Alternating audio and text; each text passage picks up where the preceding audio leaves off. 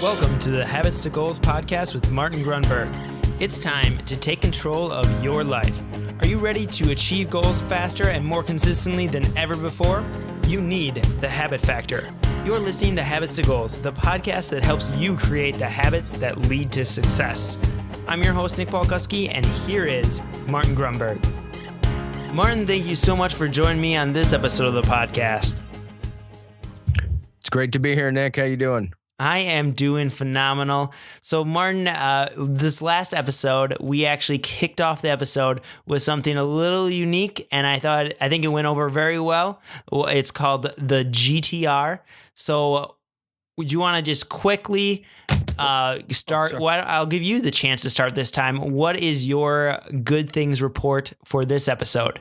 So we'll keep it along the lines of the iOS updates for iOS 8. There was a little bug in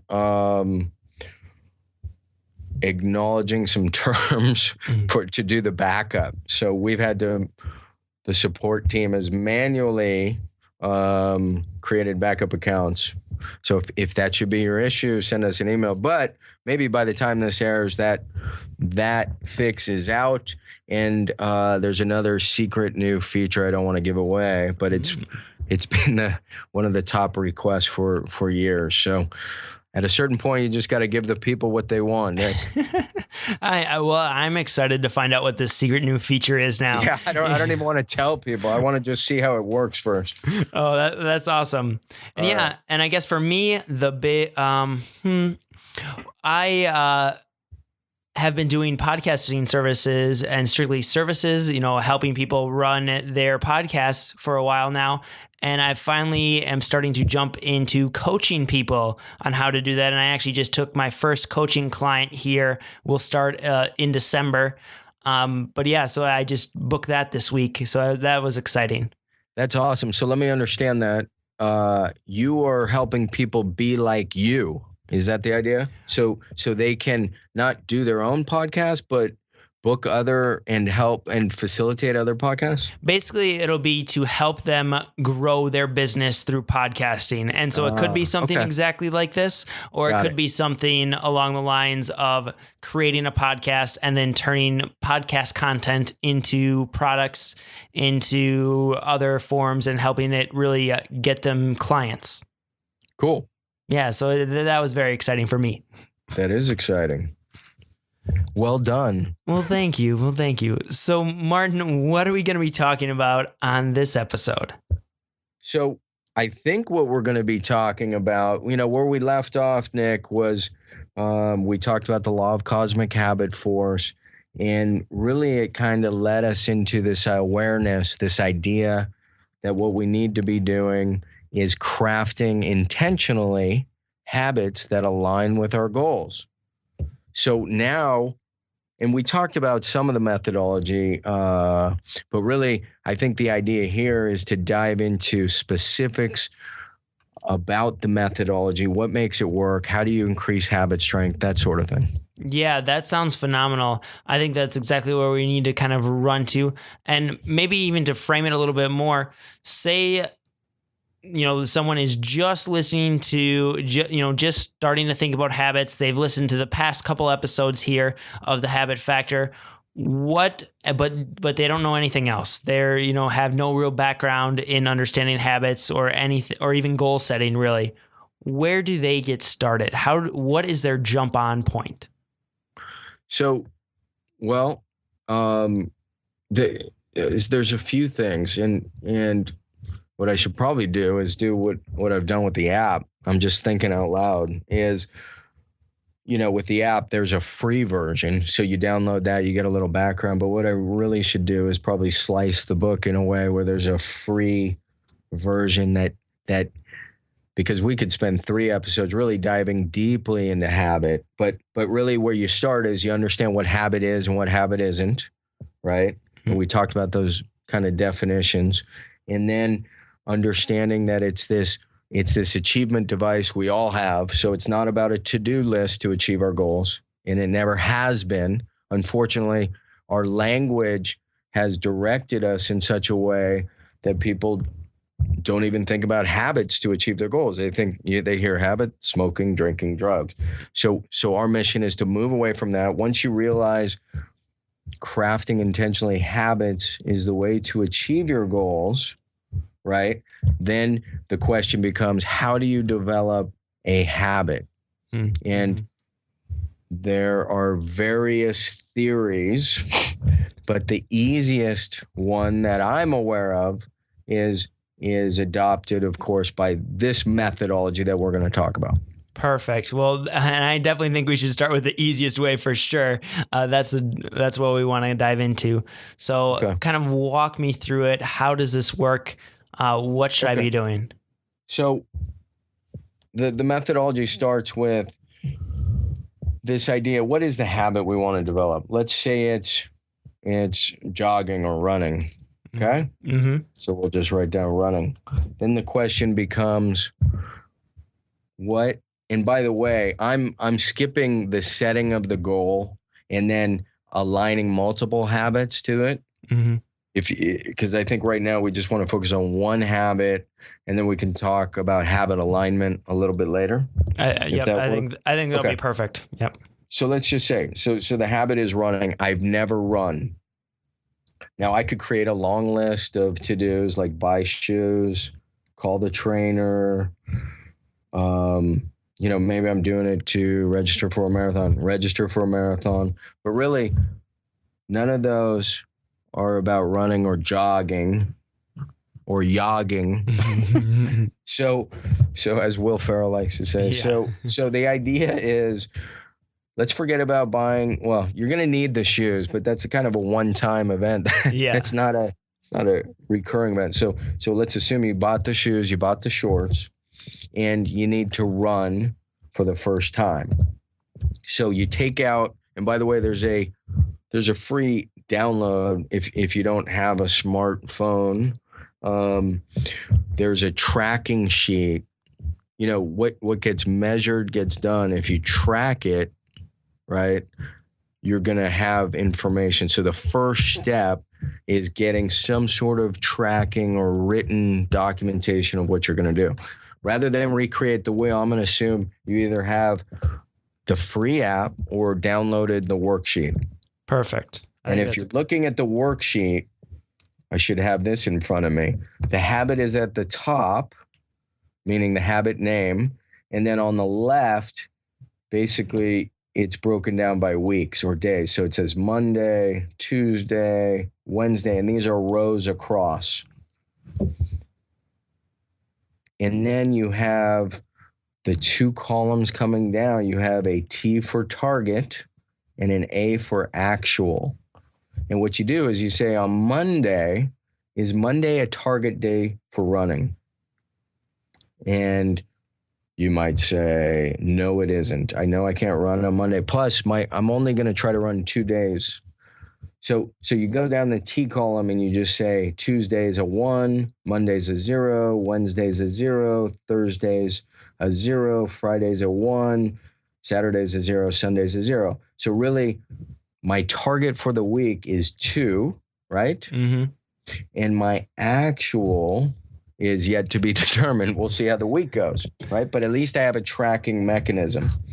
Now the question becomes, well, Nick, how far are you going to run? You've never run. So we spoke about this in the last episode. You want to set the bar as low as possible. So maybe we'll say 15 minutes, and we already selected 2 times a week, right?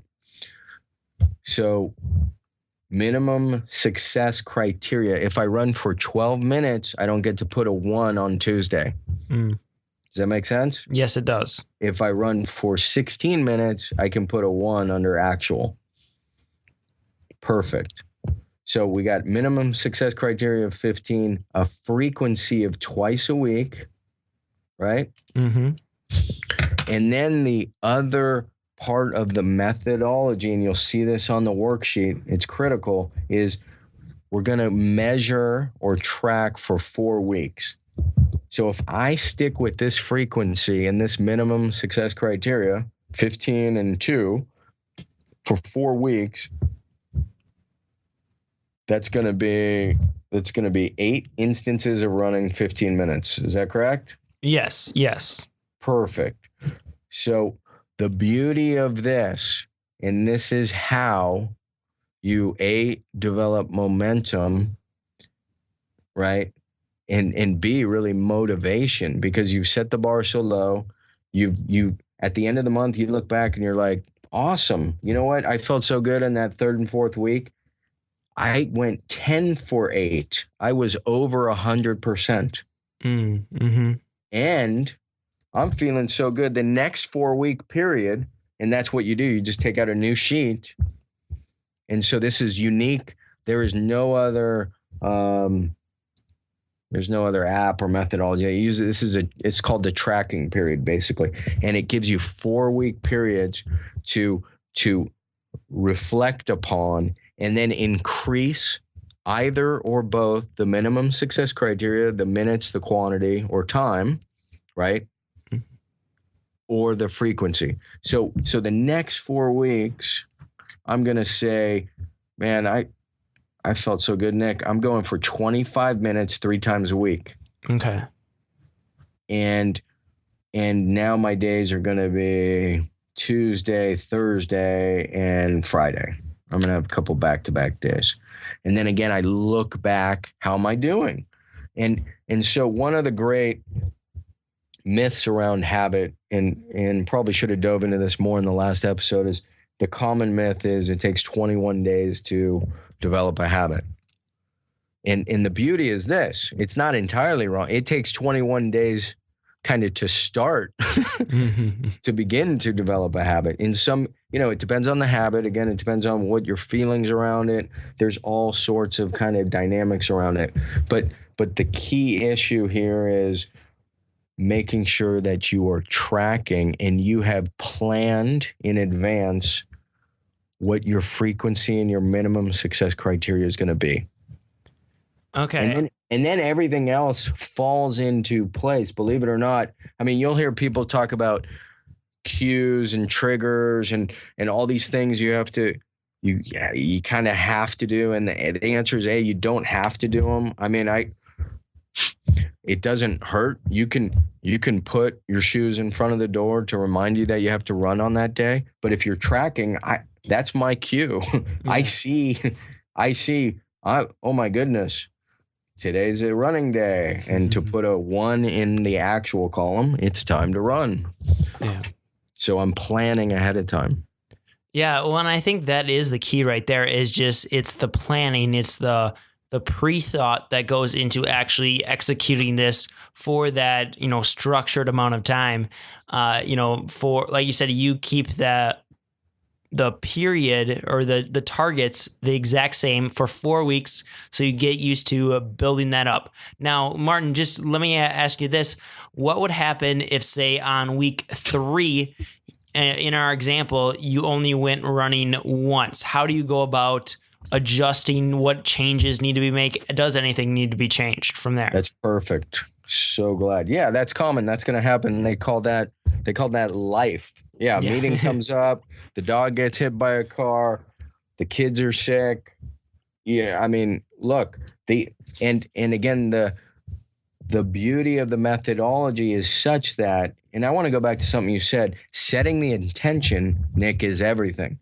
The night before, and again, that's where the app comes in handy, right? This idea that you're tracking. So you look at it, you know what you got to do the next day. I know that 5 habits I have to check off tomorrow and what's going to happen. So the intention is a huge factor, not trying to do too many habits, something we talked about before. And then what happens when you miss a day? Well, think about it. I mean, I know you don't have the worksheet in front of you, and I probably should have sent it to you, but the idea is this. 3rd week comes around, and so what? I'm 1 in the actual, and I'm 3 in the target. So what does that mean? What percent was I? 33%. Excellent. I had to pull out the calculator, and I was at, Right. Yeah. So I'm 33% for 1 week. And again, more beauty. What can I do in the 4th week to make up for that? I mean, I can add an additional target day or I leave my targets at 3 and my actuals become 4. Okay. Or during my third week, I miss a target day, but there's nothing preventing me from hitting, even if my target, let's go back to the first month. I had Wednesday as a 0, right? In the target column, 0. That means I don't have to run. But guess what? Tuesday, my dog got hit by a car. He's okay. So I didn't run. But guess what? I'm going to make time Wednesday. So now I'm back to even. In other words, I'm back to 100% because I didn't have a target day for Wednesday and I still did it because I missed it on Tuesday. Again, what helps to develop the habit is consistency of effort over time. It's one of the great challenges early on is people wanted to check off 8 glasses of water, like instead of just one check once you hit the 8, they wanted to count 8, like tick, tick, tick, tick, tick. And the challenge is this, and early on I said we give in to pretty much everything people ask for. From a methodology standpoint, we're not giving into this. And I'll tell you why. We'll allow you to check it off, but it doesn't count for the big 1 check. And I'll tell you why. Where does it end? So what if I drink 20 glasses today, which probably kill me, if I'm not consistent over time? Yeah. In other words, you can't get 120% for one day. You need to, the idea is to be consistent over time against your target days. So it's not about any particular quantity or time, or it's just about consistency over time, which improves habit strength. Yeah. Okay. That makes a lot of sense. So I guess what would you recommend in terms of, say someone, missed, a full week or missed a couple days here or whatever, they messed up in the middle of their 4-week period. Would you recommend them keeping that same frequency and, keeping everything the same and then extending it another 4 weeks? Or can they, once they hit their 4-week mark, bump it up again if they're feeling confident in their target area? Yeah. So the idea is the reason we look back, Nick, over 4 weeks is we say, well, look, my first week was good. My second week was good. My third week was average. My fourth week sucked. Well, so all in all, I was 5 for 8. And you're asking me, would I improve or increase the frequency and the minimum success criteria? Yes. And my answer is no, because until you hit at least 85%, there's no reason to be increasing the minimum success criteria, right? Or the frequency. Now, if you tell me you were 120%, then yeah, man, let's crank it up, right? Okay. If you're 95%, that says let's crank it up. But anything really below 85, you should probably try it again and see how you do. Got it. No, that makes sense for sure. Because we're trying to be as successful as possible, so we stay motivated. We keep the bar low. Now, I want to go back to something that we were just talking about. So the whole, I drank 15 glasses of water and I want 15 checks on Tuesday. So not today, yesterday. My minimum success criteria is to run 3 miles or 3.5 miles, right? I ran 6.5 miles. Now, do I get bonus points for that? The answer is no, because it's about consistency over time. In fact, what we do know is people, and I was one of them, I would go so far and above on one day that I would get burnt out and that I'd miss the next couple of days. Now, Has my habit strength, here's the question, has the habit strength increased or decreased if I went big and then I missed a bunch of days? Like I don't run again for another week. Yeah. So the idea is consistency over time, and it's not about big bursts of energy. Yeah, So no, that makes so much sense. And it's kind of like the person who walks into the gym one day and expects to be able to they do one workout and they expect to be in their shape the rest of their life. It's the same kind of thing. You have to do it regular basis. I think it makes sense. And yeah, I'm glad you kind of clarified that a little bit. well, I'm glad you asked it. It's important. It's very important, and it's been a stickler in why we haven't kind of added that. Why there's been a little, we just explain it. It's really well explained in the FAQs. Awesome. So anyhow, so I think we understand the tracking period. The tracking period is key to elevating, looking back, seeing how successful we were, and then elevating the target days and the frequencies and the minimum success criteria. Every time we do that, we increase slowly, again, the habit strength.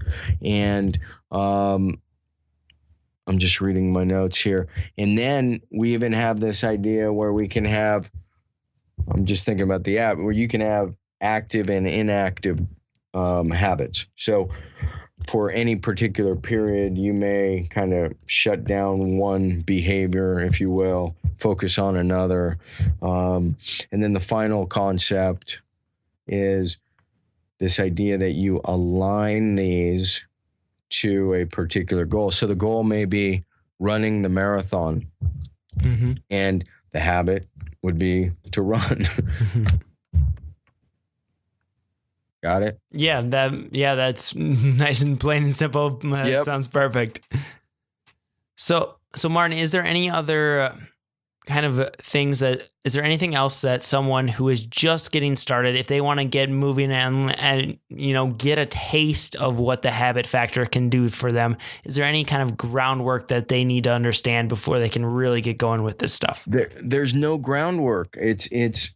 The groundwork is setting the intention. Really, you want to have, what's the motivation? One of the things we do, I believe it's on the worksheet. It's definitely in the app. When you set up the habit, the second field or the third field is why.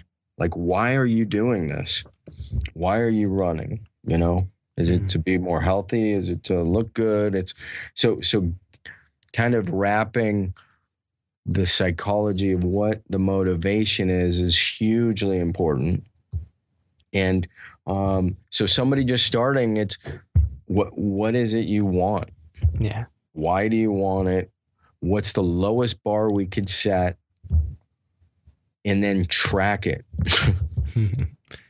Yeah, and I had a coach a while ago now, but his big thing was always helping me focus in on the why, just like you're saying, what is really that motivating purpose behind it? And what he always encouraged us to do was go through and actually ask why like 5 to 7 times, right, to kind of really dive down deep and figure out what is that true motivation? What is the reason that you're really doing this? Yeah. There's at the beginning of the book, one of the best exercises I can ever recommend, just kind of from a personal development standpoint, is to write your own obituary, which Roz, I don't know if you know who Roz Savage is. She's the first woman to row across the Atlantic. Oh, yeah. And when I say row, I mean in a rowboat. And so incredibly, I came upon her because one day she blogged about how she was using the habit factor to, it was just totally random, help her achieve her goals. And I'd never heard of this amazing woman. And next thing you know, we're corresponding, and I was about to wrap up the book and I invited her to write the foreword. Oh, nice. And she begins the foreword, talking about writing 2 versions of her obituary. And so what I'm getting at is this is the deep why, right, Nick? This is like the why. So here she was a businesswoman. And so one obituary version was if nothing were to change, if I just kind of stay on this course, I'm a businesswoman and I'm doing this and I'm in this marriage or whatever her circumstances were, this is what the obituary looks like. Or, what's my, if there's such thing as an ideal obituary, right? What does that look like? What is that story? And she realized she wanted to be this great adventurer and really, she's doing all of this for and around climate change. So she's a great activist. And anyways, it's super compelling. And I'm just kind of taking your why comment to the next level. Like if you want to get to the root of it, and again, just a great personal development exercise, we can talk about missions and values some other time, but this writing your own obituary is a fantastic exercise, as painful as it sounds. And it actually has its roots. Have you heard the story about Alfred Nobel? I don't think so. Okay. So the Nobel Peace Prize, I don't want to botch this too much on radio or podcast, but I'm going to do my best from recollection. So, and I think Tony Robbins talked about it. I'm trying to remember where I originally heard it, but then I looked it up. And this is really what Roz did. So here was a guy, he's an inventor, and he invented dynamite, I think. And somebody died, or his obituary was, he was like in Paris, let's say he's traveling and he reads his own obit and it's in the paper, and let's say he's in Paris and he's like, wow, that's interesting. I'm dead. And all he saw was a very short story about how he invented dynamite and was responsible for all this destruction. And he's like, first of all, I'm alive. And second of all, what a horrible way to be remembered. Yeah. So then he went about doing everything he could to change kind of what that outcome was. And it turns out he's the man behind the Nobel Peace Prize, the guy who invents dynamite. I feel like I should look that up as we're talking, but I'm pretty sure that's it. Well, even if it isn't, it was a great story. But no, I think that is actually a really great take action step for our listeners to kind of go out there and actually, put some of this into practice. Sit down for, 30 minutes sometime this week, carve out some time and actually spend some time thinking about, what do you want your obituary to look like? Like you said, I think that's a great exercise. So I know I'm going to throw it out there to all of our listeners. Take this on as a challenge. Do this week, pause the podcast, carve out some time one morning, one evening over lunch, and actually write your own obituary. Hey, I love it. Look, what is it? It's habit. So habit number 1, if we wanted to go to Dr. Stephen Covey, right, is be proactive. Mm-hmm. Habit number 2 is begin with the end in mind. There's no greater end than your obituary, right? And again, it gets to that why. So you got emotion behind it, you got drive.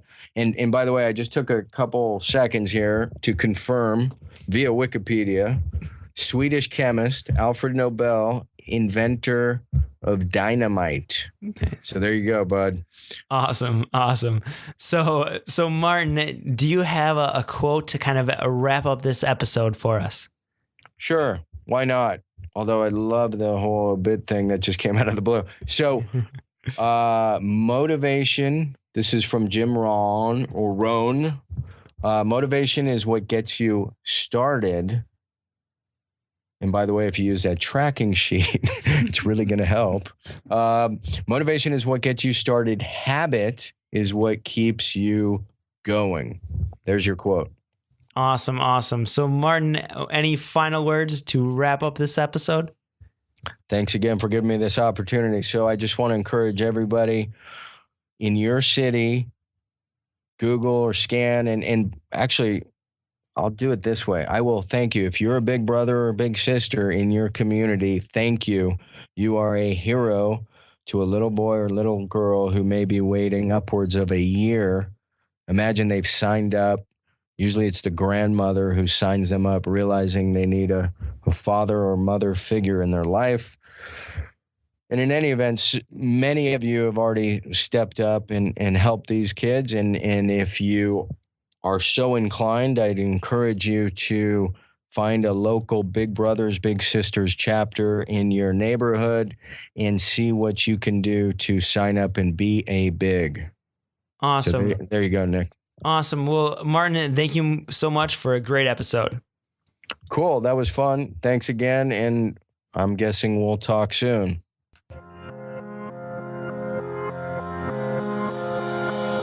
And thank you for tuning in to this episode of the Habits to Goals podcast. I'm so excited that you could be here with us as we explore the habit factor and how habits can actually change your life. We'd love to hear what your big takeaways were from this episode. Simply go to thehabitfactor.com/podcast. You can find all the episodes, all the previous episodes, and the show notes there, as well as all the resources that were mentioned in this episode of the podcast.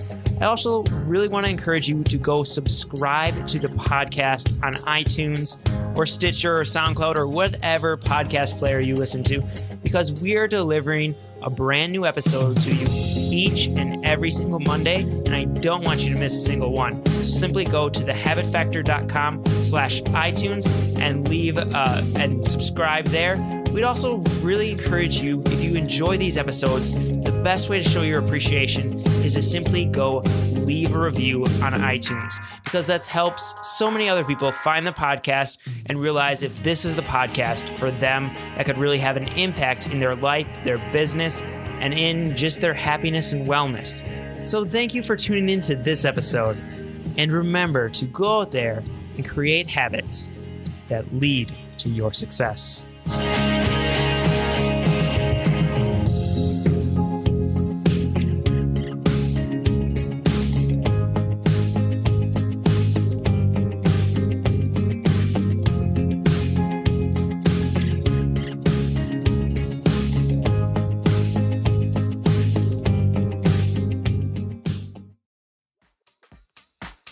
If you're looking to grow your business using podcasting, but don't have the time to edit the audio, insert the intro and outro, write up the show notes, post the episode to all the different sites, and do all of the ridiculous back-end work that's required, then you need yourpodcastguru.com, where you bring the content and we take care of the rest. We'll even co-host the show for you.